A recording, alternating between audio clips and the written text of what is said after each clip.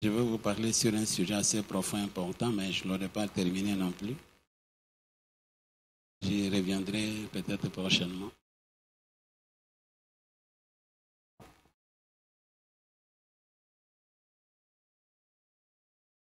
Je vais parler sur les comment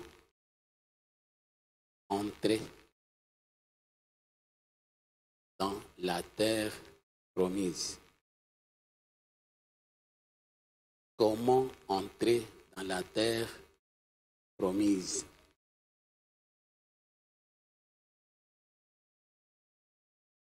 Comment entrer dans la terre promise. Et tu peux même personnaliser les sujets. Tu peux écrire comment entrer dans ma terre promise. Comment entrer dans ma terre promise. Vous savez, avec le Seigneur, c'est la même histoire qui se répète. Ça peut vous dire qu'il n'y a rien de neuf sur la terre, comme la Bible le déclare. Nous allons commencer par Ecclésiaste, chapitre 3, verset 15. Ecclésiaste, chapitre 3, verset 15.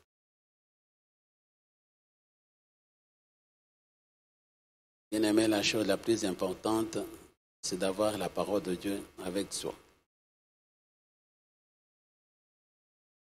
Les références bibliques, c'est une richesse inestimable. Plus tu en possèdes, plus tu es heureux. Et ce sont des références qui peuvent faire la joie de ton cœur. Ecclésiaste, chapitre 3, verset 15.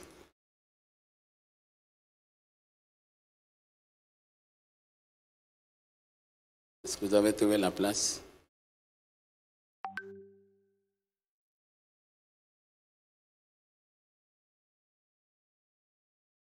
Que nous dit la parole de Dieu? Ensemble, nous lisons. Ce qui est a déjà été. Ce qui sera a déjà été. Et Dieu ramène ce qui est passé. Ce qui est a déjà été. Ce qui sera a déjà été. Dieu ramène ce qui est passé. Nous parlons sur le comment entrer dans ma terre promise. Vous savez, la terre promise, c'est un endroit que Dieu lui-même avait sélectionné pour son peuple comme étant un endroit de repos. Un endroit où il peut trouver l'abondance, la richesse, un endroit de paix, un endroit d'assurance. C'est ainsi qu'il s'est révélé à son serviteur, avec qui il avait traité l'alliance, en lui disant ceci. Quelles sont les paroles de cette alliance que Dieu avait traitée avec son serviteur, parlant de Moïse? Nous sommes dans Exode, chapitre 3. Exode, chapitre 3.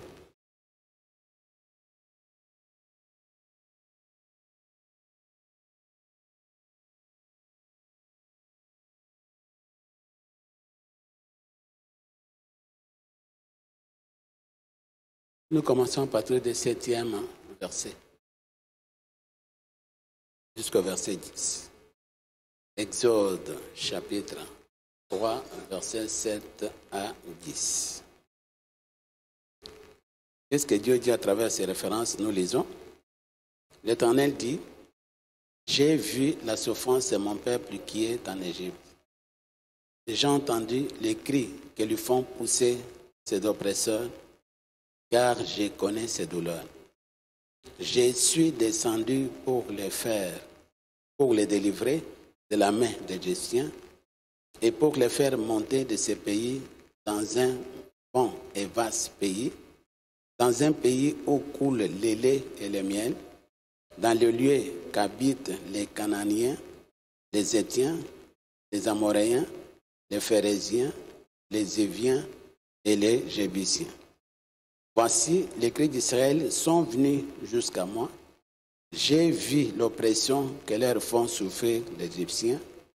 Maintenant, va, je t'enverrai auprès de Pharaon et tu feras sortir d'Égypte mon peuple, les enfants d'Israël. Vous devez comprendre que notre histoire n'est pas différente de celle de son peuple dans les temps passés. La seule différence est que dans l'Ancien Testament, c'est quelque chose qui s'est fait d'une manière naturelle, mécanique. Mais pour nous, c'est quelque chose qui s'est fait sur le plan spirituel. Avec Israël, c'était naturel, c'était mécanique. Avec nous, c'est sur le plan spirituel. En lisant ces récits bibliques, ça, ce sont les paroles que Dieu lui-même a adressées à son serviteur Moïse lorsqu'il lui mandatait pour aller libérer Israël.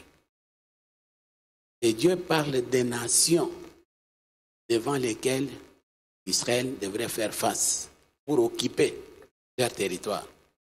Parce que c'était des territoires occupés par toutes les nations que la Bible cite.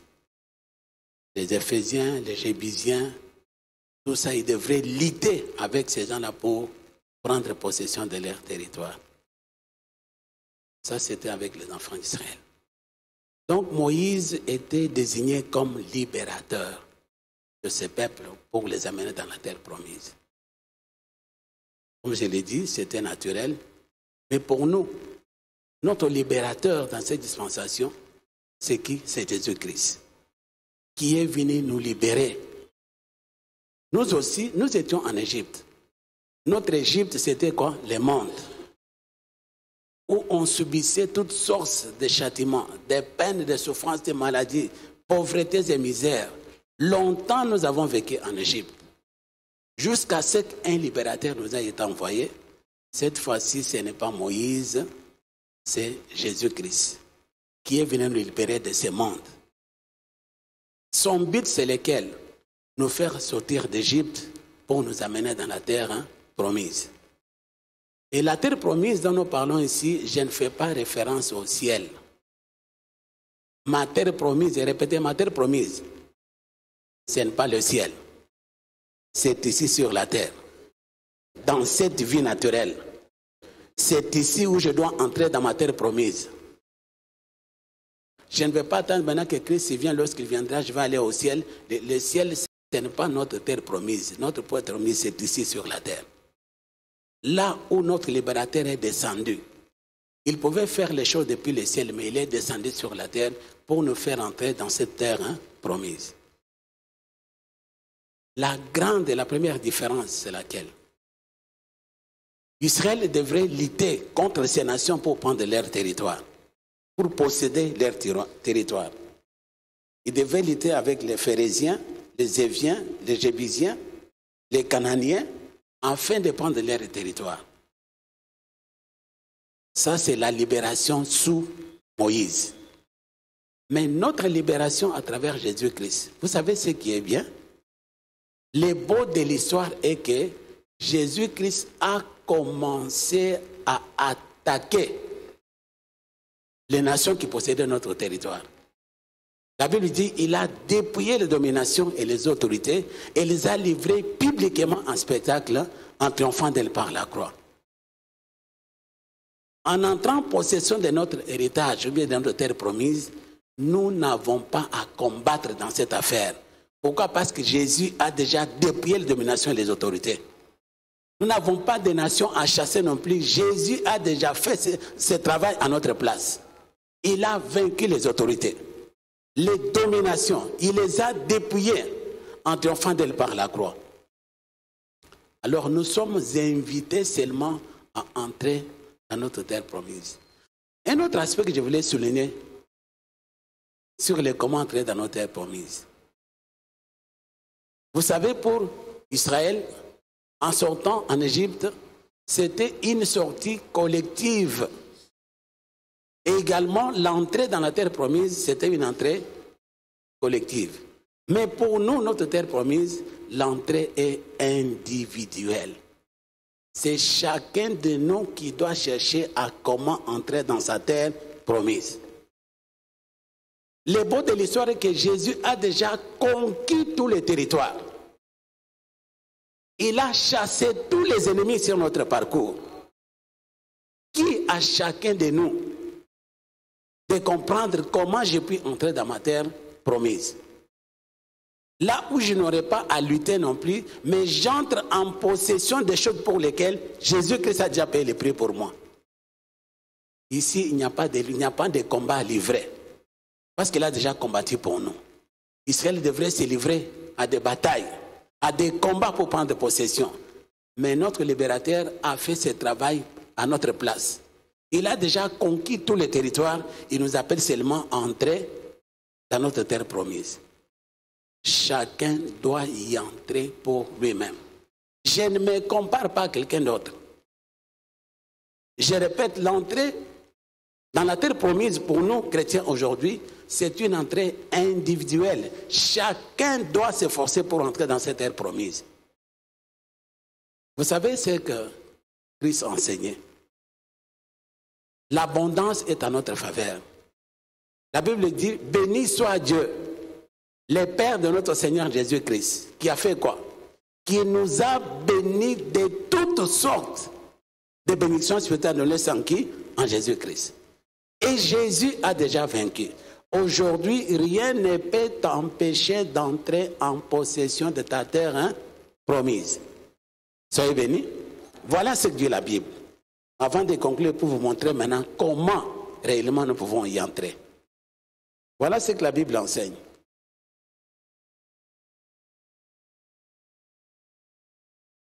Merci Seigneur. Allons dans Hébreu.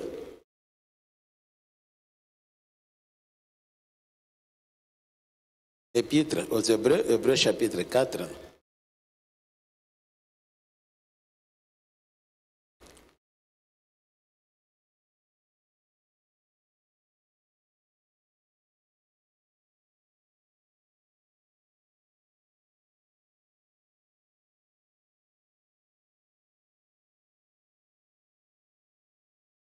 Nous avons défini la terre promise comme étant un endroit de repos.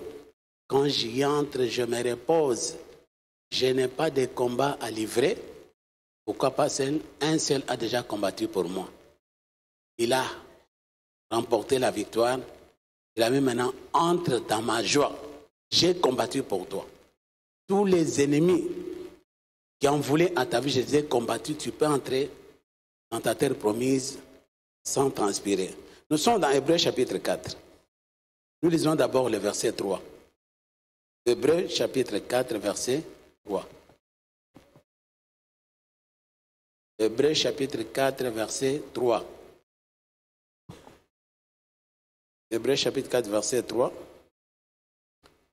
Est-ce que vous avez trouvé la place que dit la parole de Dieu? Nous lisons. Car Hébreux chapitre 4, verset 3. Est-ce que nous sommes ensemble? Nous lisons.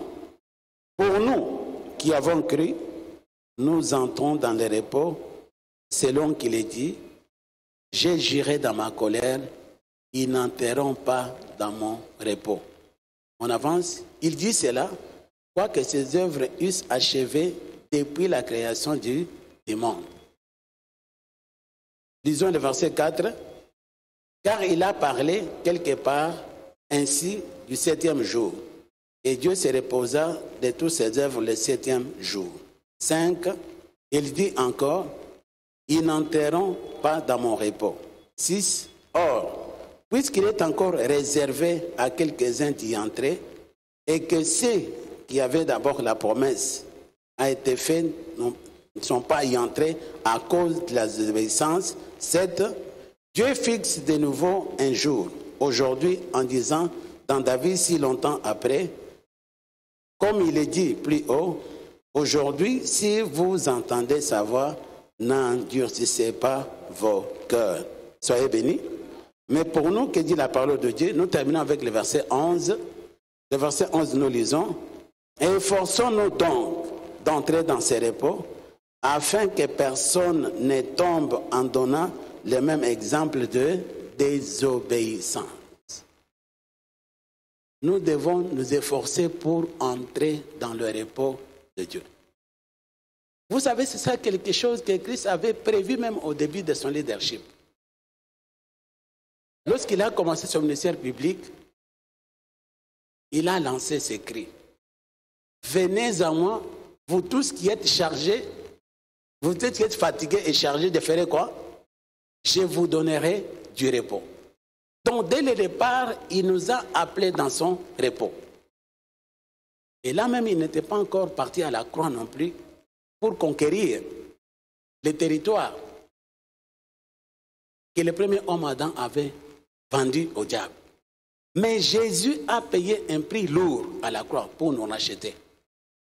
Aujourd'hui, toi et moi, bien-aimés, nous n'avons rien à faire dans notre marche spirituelle si ce n'est d'entrer dans notre terre promise.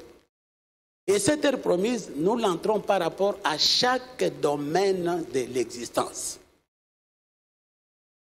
Domaine de santé, tu dois entrer dans ta terre promise. Domaine financier, tu dois entrer dans ta terre promise. Pourquoi? Parce que dans chaque domaine, lui a déjà payé les prix.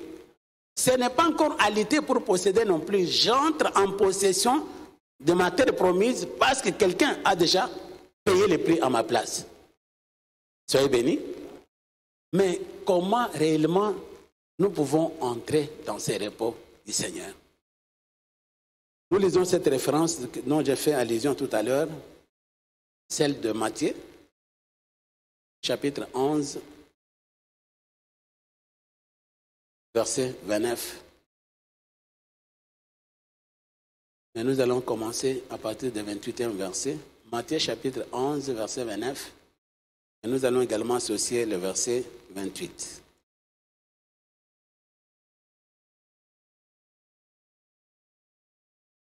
Nous sommes dans les temps où chacun de nous doit entrer dans sa terre promise. Terre promise, terre où il y a l'abondance, terre où il y a la bénédiction, terre où il y a le repos, terre où il y a la paix.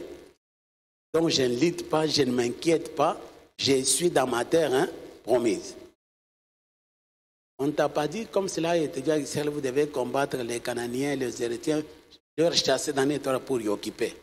Pour nous, Jésus a déjà fait ce travail. Il a vaincu tous les démons qui puissent exister sur la terre, y compris leur chef, Satan.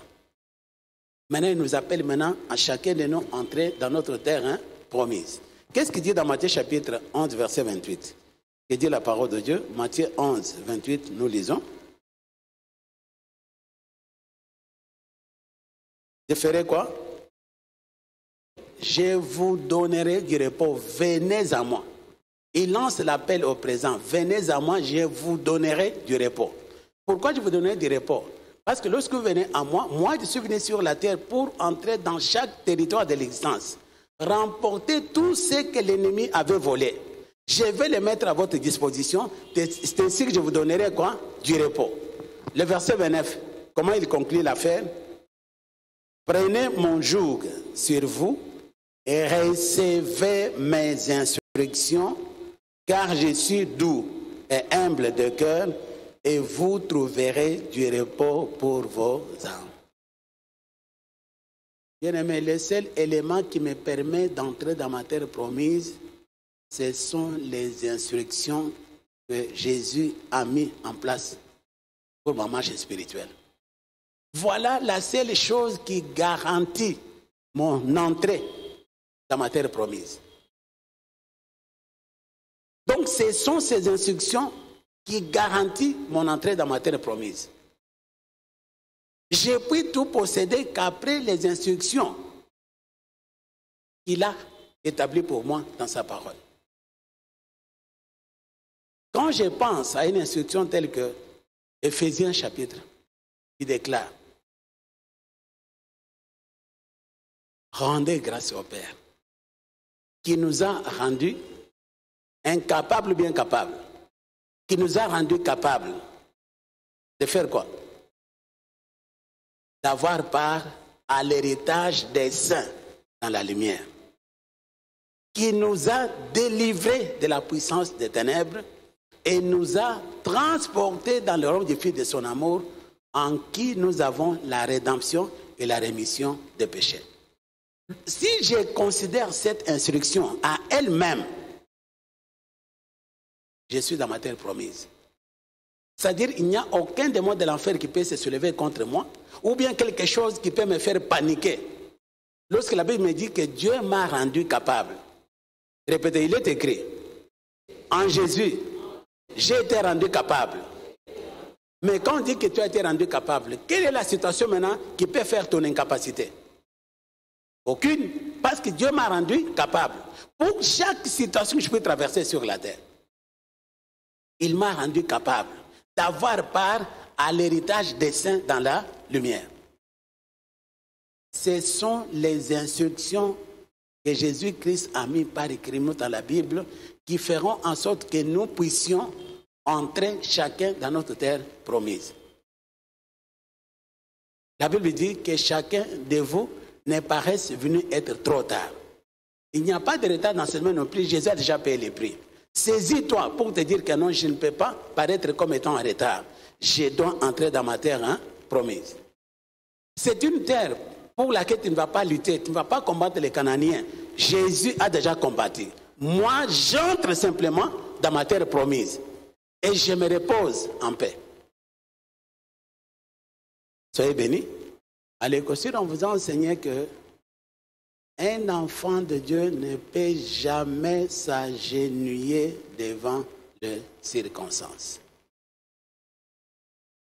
Si nous avons la foi dans les instructions ou encore dans les promesses que Christ nous a faites, qu'est-ce que nous disons? Nous devons devenir imperméables au bruit extérieur. Même si l'ennemi rôde, il gronde comme un lion, il rugit, ça ne doit pas nous faire peur non plus. Vous savez, la terre promise dans laquelle nous avons la promesse, c'est une terre de sécurité. Mais ce qui fait la sécurité dans cette terre promise, c'est rien d'autre que les instructions ou bien les promesses que Christ a laissées pour nous. C'est pourquoi Jésus a dit que vos cœurs ne se troublent point. Pourquoi il est déclaré que notre cœur ne peut pas se troubler? Parce qu'il sait lui-même qu'est-ce qu'il a déjà fait pour nous. Que vos cœurs ne se troublent point. Il a déjà tout fait. Il a conquis le territoire pour nous. Il ne demande pas d'aller combattre les ennemis maintenant pour les chasser à notre territoire. Il a déjà pris possession de tout et il a mis ces choses à notre disposition. Quitte à nous simplement d'entrer dans notre terre promise. Moi qui vous parle là, je me repose. Je me repose tout simplement. L'unique effort que je puis fournir, c'est de me connecter à ma source. Non pas pour combattre, mais pour avoir des nouveautés sur la manière de réaliser les choses sur la terre. Je ne lutte pas. Et pour nous, enfants de Dieu, notre seul effort, c'est de demander à notre homme intérieur de se connecter à sa source qui est Dieu, pour accumuler l'énergie spirituelle et recevoir les orientations pour de nouveaux exploits. Quel exploit? Parce que tout ce dont pourquoi Jésus a payé les prix, l'œil physique n'a pas encore vu. Non. Il y a des domaines pour lesquels Jésus a déjà reçu la victoire, mais l'œil physique n'a pas encore vu ces choses. Mais en priant sur l'action du Saint-Esprit, le Saint-Esprit va nous faire connaître les choses dont le prix a été déjà payé et pour lesquelles nous pouvons entrer en possession de ces choses. Facilement, rien que ça. Mais je vous dis que ce n'est pas toute l'Église.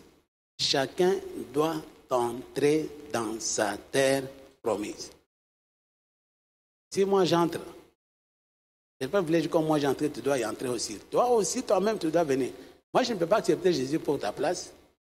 Est-ce que moi, je dois déclarer la parole de Dieu à ta place? Même si j'ai pris en langue. Lorsque moi j'ai pris en langue, qui est édifié? Toi qui pries ou bien toi pour qui je suis en train de prier? Mais quand on dit que prier pour tous les saints, nous prions pour tous les saints pour que les saints aient également la force de soutenir la prière. Quand on a dit que prier les uns pour les autres, J'ai pu porter quelqu'un dans mes prières pour que Dieu lui donne également la capacité de se réveiller en ce qui concerne la vie de prière. Alors tu ne seras pas quelqu'un pour qui on va continuer à prier éternellement non plus. Tu dois te réveiller également dans la vie de prière pour maintenant exploiter et comprendre les choses. Jésus a déjà conquis tout à la croix pour nous.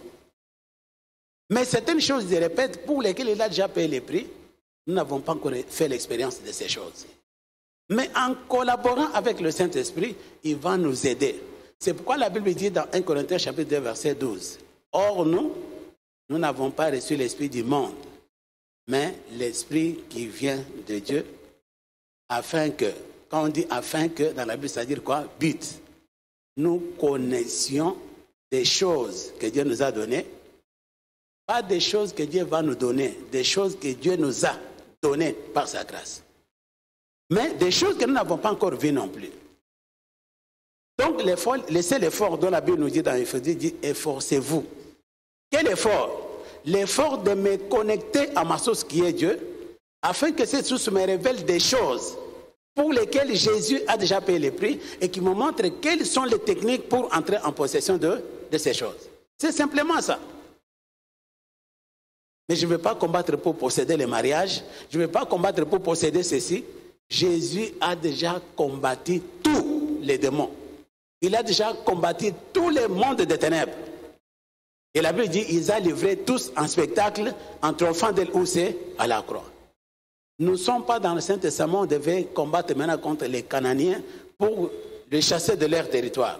Mais pour nous, Jésus a déjà fait ce travail-là pour nous. Qu'est-ce que nous devons faire? C'est entrer seulement dans notre terre promise. Je demande la clé pour y entrer, ce sont les instructions que nous avons dans la parole du Seigneur. En d'autres termes, les promesses que Dieu nous a faites par rapport à ces choses. Nous avons les promesses de guérison. Alors, si je fais confiance en ces promesses de guérison, j'entre dans ma terre promise, dans le domaine de la santé divine. Ce n'est pas pour rien. Bien-aimés, considérez les grands prix. La souffrance que Christ a endurée à la croix pour nous, pour que nous ayons la paix. Tout ce qu'il a fait là, ce n'est pas pour lui. Il n'avait pas besoin de souffrir l'ignominie. Il n'avait pas besoin de souffrir de la douleur. Mais la Bible l'appelle l'homme de douleur habitué à la souffrance. Ce n'était pas pour lui, c'est pour toi et moi. Alors je ne peux pas supporter que quelqu'un souffre pour moi en payant ces prix-là. Il me donne les promesses. Alors je parais comme quelqu'un qui n'a rien compris. Non, non, non, non. Le prix de mon rachat, la Bible dit c'est un grand prix. Je dois entrer dans mon repos. Je dois entrer dans ma terre promise. Je me réjouis. Bien aimé, tel que nous avons vu ce matin dans l'Apocalypse chapitre 5. Les domaines de notre règne, ce n'est pas au ciel. Nous, enfants de Dieu, n'allons pas régner au ciel non plus. Où est-ce que nous devons régner? Ici sur la terre. Nous lisons Apocalypse chapitre 5, verset 9 et verset 10.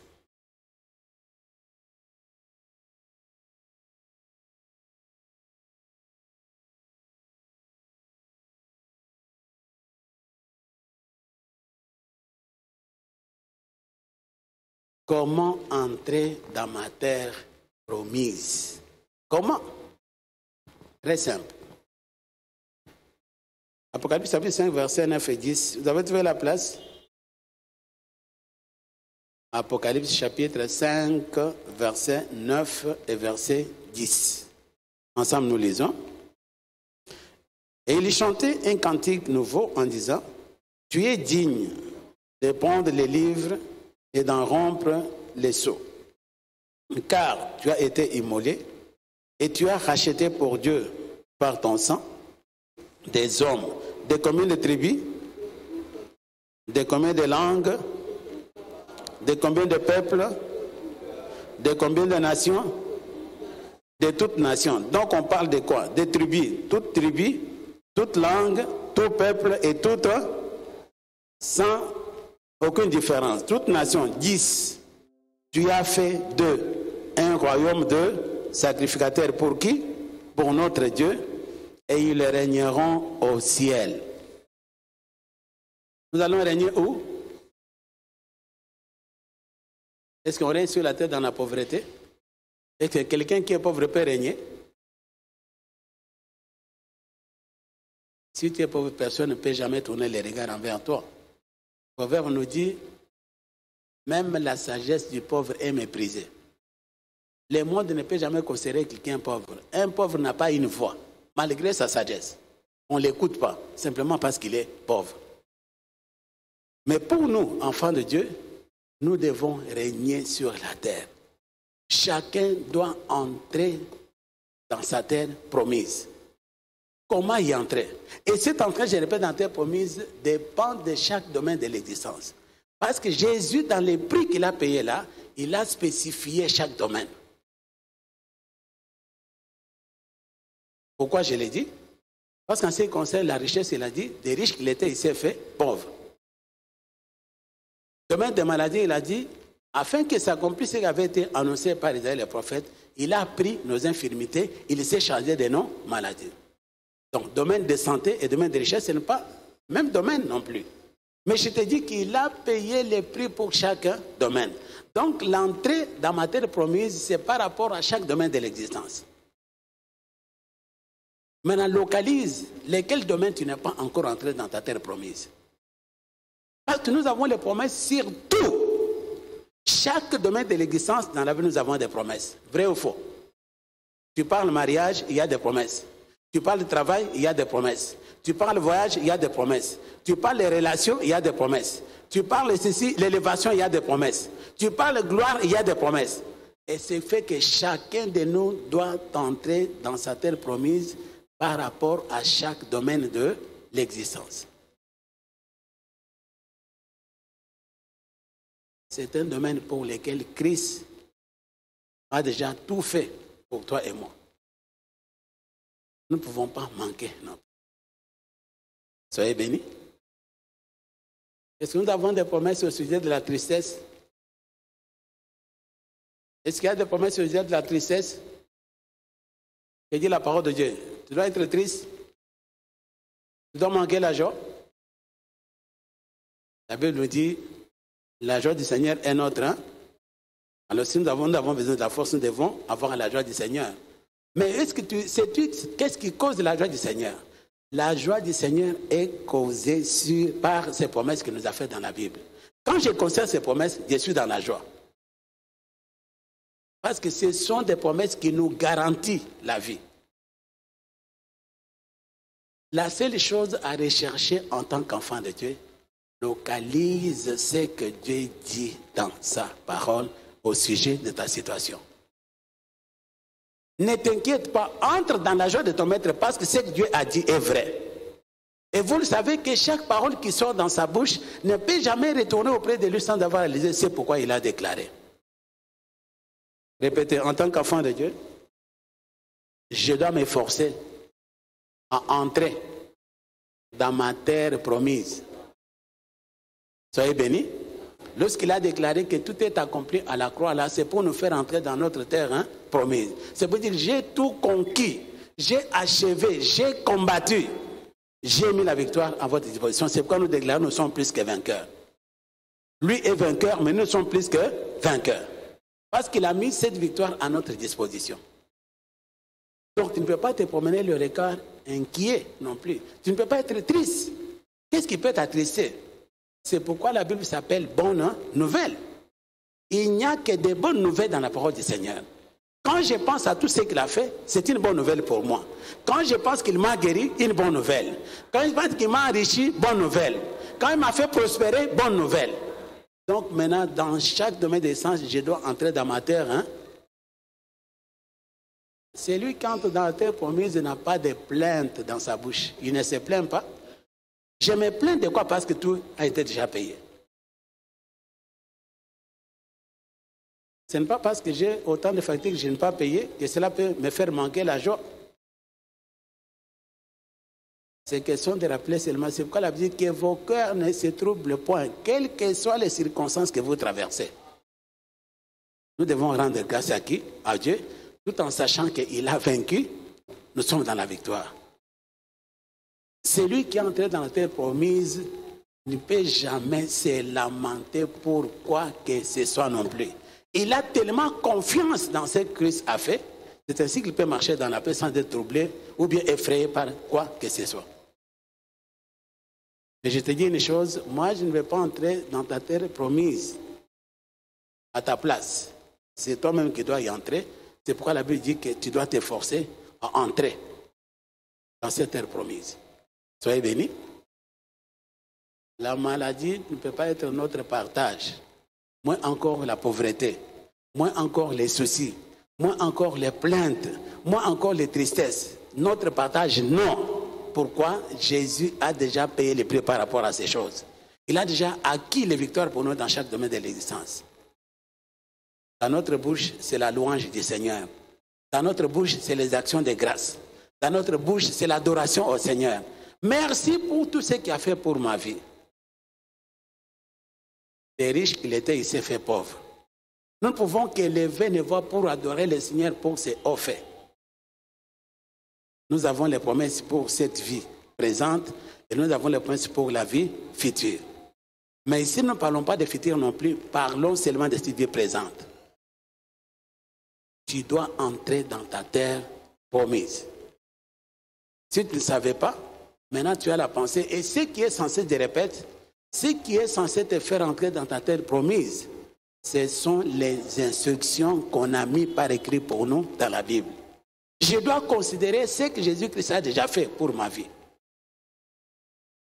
Israël devrait combattre les Cananéens, les Hétiens, les Phérésiens, les Éviens pour prendre leur territoire. Mais pour nous, c'est notre chef, notre libérateur, Jésus-Christ, qui est entré dans tous ces territoires pour chasser tout le monde, pour les anéantir, les dominer. Il a dit, prenez possession de votre royaume. Il a mis tout à notre disposition. Mais qu'est-ce qui peut te faire empêcher d'entrer dans ta terre promise? Soyez bénis. Entre dans la terre promise, repose-toi. Le prix a été déjà payé par Christ. Que le Seigneur vous bénisse.